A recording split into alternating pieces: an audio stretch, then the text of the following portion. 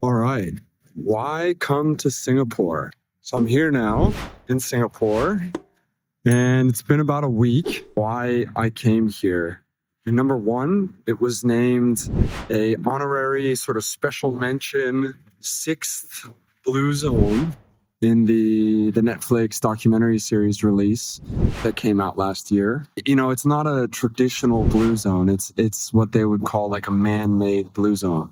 The Blue Zones organization is involved in trying to create more little regional hotspots on their own. And I think they're quite inspired by what Singapore and the government here has been able to do. So that's definitely one reason. Nature here is not bad. Of course, there's a big city back over there. Climate, honestly, it's a few degrees too warm for my taste, but it seems like a fairly stable-ish, relatively easy climate, I guess, besides some of these monsoon and rainy seasons. And I think the big thing that really got me excited about Singapore is what I had heard about the diversity, the meritocracy. You know, there's a lot of places that I've traveled to and lived in and have been. They're more of a bureaucracy, or they're more of a strange form of almost like an oligarchy, where power is centralized in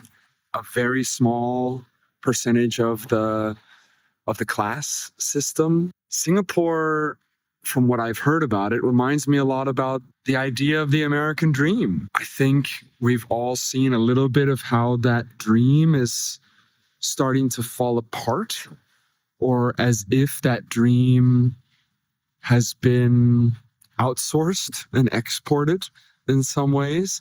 I feel like there's a lot of countries that are doing the quote unquote American dream of opportunity, prosperity, a meritocracy that's open, diverse, and not focused on who you are, what you look like, what's your ethnicity, what's your race. It seems very special that Singapore has been able to create a fairly multicultural, multi-ethnic society here that is looking a lot after what merits can you bring to the society, what can you contribute, what can you do for the society that can make a big difference here, and you can be seemingly rewarded for that.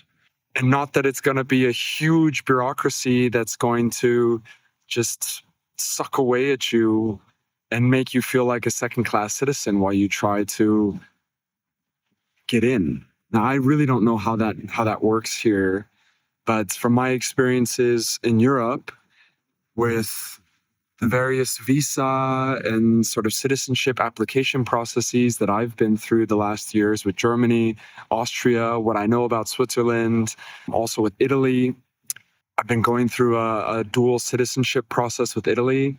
The bureaucracies are so painful. Oh my gosh. It's just soul-sucking. Really kind of makes you feel somewhat worthless as a person and as a human.